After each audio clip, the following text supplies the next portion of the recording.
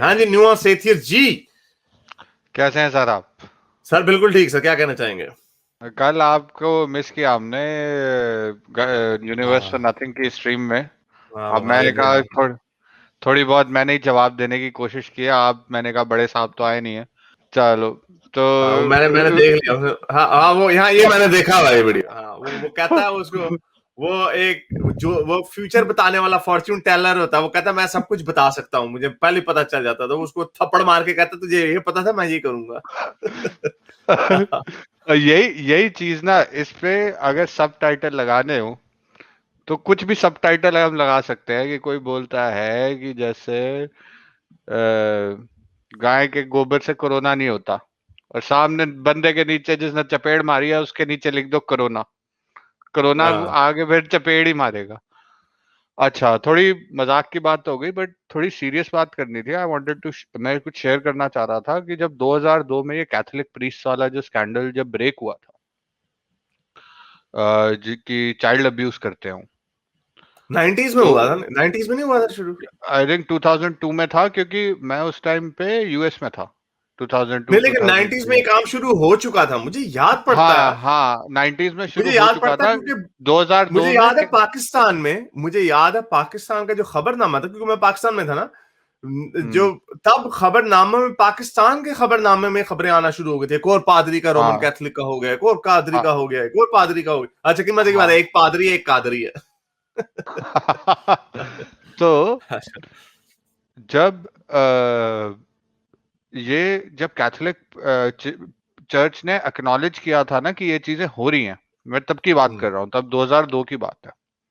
अच्छा। तो मेरे हाँ, उस उन्होंने time, acknowledge, yes you are right, उन्होंने एक्नॉलेज 2002 में किया था, यस। तो जब मैं उस टाइम पे मैं यूएस में था, कुछ पढ़ने के सिलसिले में कुछ शॉर्ट टर्म के लिए गया था। हम्म तो वहां पे तो होता क्या है कि सेम एज ग्रुप के लोग जो होते हैं वो साथ में ही पढ़ रहे होते हैं, तो आपस में बातें होती हैं। तो वहां पे हम्म एक दोस्त बन गया था, मतलब आप साथ में पढ़ रहे हो, आप दोस्त बन ही जाते हो। तो उसने मुझे बताया कि मेरे साथ ये चीज हो चुकी है, लेकिन वो कहता है सबसे डिफिकल्ट चीज जो थी वो ये थी कि मैं अपने फादर को, उसके फादर ने उसको, उसके पापा ने उसको भेजा था टू बी ऑल्टर बॉय बनने के लिए। तो ज्यादातर ये चीजें ऑल्टर बॉयज के साथ हो रही थी। हम्म तो कहता कि मेरे दिमाग में हमेशा ये कश्मकश चलती रही थी कि मैं अपने पापा को बताऊंगा तो एक तरह से उनकी भी गलती है कि उन्होंने मुझे भेजा। ठीक है, मेरे दिमाग में हमेशा ये भी चलता रहता था। तो मैंने फाइनली ये इस जब सब चीज खत्म हो गई, तब फिर भी मैंने उनको कभी ये इसलिए नहीं बताया कि मुझे ये डर था या तो मेरी बात मानेंगे नहीं, और अगर मान गए तो वो उनको सारी जिंदगी ये गिल्ट रहेगा कि उनकी भी गलती थी। ठीक है, तो जो लेकिन वो कहता है कि जब उन्होंने एक्नॉलेज किया तो मेरे पापा ने मेरे को फोन किया। उन्होंने कहा कि भाई क्या तेरे साथ कुछ ऐसा हुआ था? तो मैंने उनको बताया कि हाँ हुआ था, तो वो बहुत रोए। तो क्या आपको ऐसा लगता है कि इंडिया पाकिस्तान इस टाइप की सोसाइटी में लोग इस वजह से भी बच्चों की बातों पे यकीन नहीं करते, या बच्चों से खुल के ये चीज के बारे में बात नहीं करते डिनाई। कि भाई ये तो आसान है ना कि बच्चे की गलती है, बच्चा शरारत करता है, बच्चा टिक के नहीं बैठ सकता, जैसे हम्म बोलते हैं ना पंजाबी में कि टिक के नहीं बैठ सकता।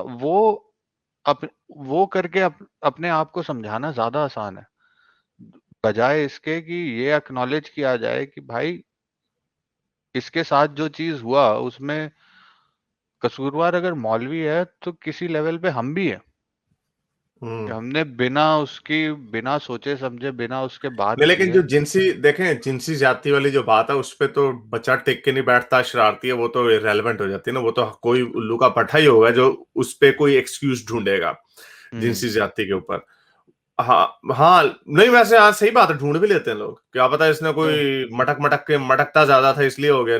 लड़कियों को तो कह देते हैं ना, छोटे कपड़े पहने इसलिए अगले ने उसके साथ इस तरह की हरकत कर दी। सो हाँ, वैसे इन लोगों से कुछ बात नहीं है, लेकिन हैविंग सेड दैट, मेरा ख्याल से माँ बाप का जो रिलेशनशिप होता वो फिर भी इतना रॉ होता कि हाँ। They would feel something at some point. वो एक कॉलर आई थी, उन्होंने जो हमें स्टोरी अपनी सुनाई थी, उन्होंने कहा उनके माँ बाप ने पहले उसके लिए इंसाफ के लिए लड़े अपनी बेटी के लिए जब उसके साथ गलत काम हुआ, लेकिन इतना सोशल गंद है, इतना मुआशरा गंदा है, गंदी गंदी बातें करते हैं, कसते हैं आवाजें, इंसाफ नहीं मिलता, बंदा जलील होता है मजीद। तो वो माँ बाप भी अपनी बेटी को मारने लग गए कि मारी जाए तो अच्छा।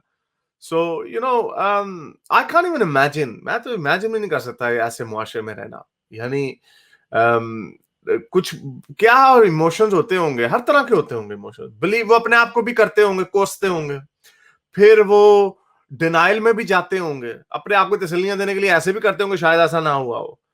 क्या जो देखें मजलूम, इसलिए तो कहते हैं इंसाफ मिलना, इंसाफ देना आसान होना चाहिए।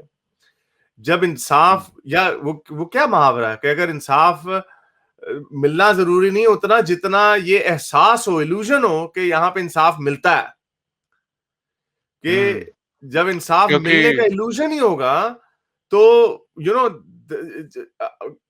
कोई हाँ। औरत, आप वेस्टर्न मुल्कों में आप रहते हो, हम्म, कोई बंदा ये नहीं सोच सकता कि आज मैं अभी पुलिस वाले के पास, अगर मुझे कोई नीचे मुझे कोई छुरा मार दे या मेरे से कोई बटवा मेरा छीन ले, कोई मार के चला जाए, मैं सीधा पुलिस के पास जाऊंगा। मेरे जहन में भी नहीं होगा कि पुलिस वाला मुझे कहेगा चाल है पाजत हो, सोच भी नहीं। क्योंकि क्यों? क्योंकि इल्यूजन ने ये एक बिलीफ क्रिएट हो गया ना कि यहां पे आपको वो मिलेगा, जस्टिस मिलेगा। जो जो जिनसी जाति का जो होता है यहाँ पे भी, वो लोग फिर भी हिचकिचाते हैं पुलिस के पास जाने से, क्योंकि उसकी अपनी और वैल्यूज होती है कि मुझे रिलीव करना पड़ेगा ट्रॉमा वगैरह। लेकिन इसीलिए यहां पे भी इंकरेज किया जा रहा है औरतों को कि जाओ, जाके लड़ो। लेकिन कभी ऐसा नहीं मैंने सुना कि पुलिस ने, कोई औरत गई हो पुलिस के पास, उसने इल्जाम लगाया हो और पुलिस ने उसको सीरियसली ना लिया हो। मैंने आज तक कोई ऐसा केस नहीं सुना। और हाँ, उसकी बिल्कुल। वजह ये है, उसकी वजह ये है क्योंकि यहाँ पे लोगों को यकीन है कि इंसाफ मिलेगा ना। अब आप ये रिवर्स कर दें अपने इंडिया पाकिस्तान में, आपको जिनसी ज्यादती तो एक एम्बैरेसिंग पोजीशन है ना बड़ी, यानी जिसमें आपको दुनिया भी गालियां देगी। आपका कोई मोबाइल उठा के ले जाए, आपकी कोई गाड़ी चोरी कर ले, आपको कोई मुक्के शुके मार के चले जाए, आप तब नहीं पुलिस के पास जाओगे। आपको यार की होना है, कुछ होना ही नहीं है, उल्टा मुझे छितर पड़ जाएगी, पुलिस वाला मेरे से पैसे मांगेगा। तो ये तो मुआशरा ही इस किस्म का मुआशरा है। पता नहीं कहां से, मुझे हैरत ही होती है फिर ये चैंपियंस किस चीज के बने हुए हैं, इनमें गुरूर इतना कैसे है। और फिर बन जाते हैं खड़े, डट के खड़े हो जाते हैं दुनिया को बताने के लिए कि जी हम हैं जी सबसे आगे, हमसे सीखें मुआशरा क्या है, हमसे सीखें हमारे प्यारे नबी ने हमें क्या सिखाया वगैरह वगैरह। तो दीज आर जो आपने जो सवाल पूछा आज, जिस फिर आप, मेरा ख्याल से एज अ विक्टिम जो होगा वो मुख्तलिफ पोजीशनों से गुजरते होंगे। वो डिनाई भी करते हैं, डिनाइल में भी जाते होंगे, अपने आप को भी कोसते होंगे, और अपना गुस्सा फ्रस्ट्रेशन अपने बच्चे पे भी निकालते होंगे, उसको भी मजीद मारते होंगे। हाँ, जैसे ग्रीफ के 5 स्टेजेस होते हैं, तो इस चीज में ग्रीफ का भी एक बहुत इंपॉर्टेंट रोल होता होगा। जैसे जैसे वाह साइकोलॉजी। या तो हाँ, बस यही है कि जो बात आपने करी उस पे एक लास्ट बात ऐड करके मैं चलता हूँ, कि इल्यूजन ऑफ जस्टिस, जो मतलब उसका भ्रम बोलते हैं जिसको, वो भ्रम होना भी बहुत जरूरी है।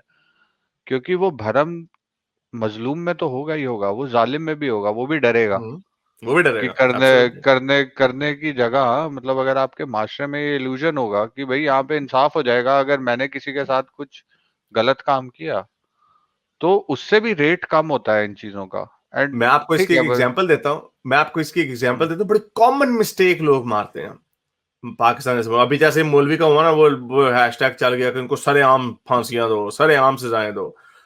ये चीज एविडेंट है कि सख्त सजा इतनी कारामद नहीं होती जितनी सजा का डर होता है। और सजा का डर, ये कहते हैं सख्त, जितनी सख्त सजा मिलेगी उतना उसको डर लगेगा। मैं आपको एक एग्जांपल देता हूं, अमेरिका में बड़ा ही जबरदस्त एग्जांपल है, और ये मैं पहले भी शेयर कर चुका हूं कि जो मर्डर का रेट है पर कैपिटा, वो सऊदी अरब में ज्यादा है बनिस्बत नॉर्वे के। नॉर्वे में आपको जेल होती है, वो जेल इसी तरह का ना होटल में बंद कर देते हैं 5 स्टार आपको। होटल। हाँ वो यूनिट, मैंने उसकी वो डॉक्यूमेंट्री माइकल मोर की देखी, वो अपने कुलचे वो बना रहा है अपने गोश्त, उसके हाथ में, कातिल के हाथ में छुरी है, वो माइकल मोर खड़ा कह रहा है ये ठीक है, वो कातिल कहता है हाँ ठीक है मैं तुझे नहीं मारूंगा। और अमेरिका में उसकी आदत देखें कि आपके पास जेब में कोई थोड़ी सी ड्रग निकला है तो आप 20 साल के लिए अंदर चले जाते हो, आपने कोई पेट्रोल पंप लूट लिया तो आप 30 साल के लिए अंदर चले गए वगैरह वगैरह, सख्त सजाएं वहां पे अमेरिका में मिलती हैं। लेकिन वो भी अमेरिका एक मैसी कंट्री। मैं उसकी एग्जांपल ये दूं, ऑस्ट्रेलिया जैसे मुल्क जो थोड़े बीच में है, ना स्कैंडिनेवियन तरह के हैं लेकिन ना अमेरिका की तरह के भी नहीं है, ये इंग्लैंड वगैरह इसी ब्रैकेट में आते हैं।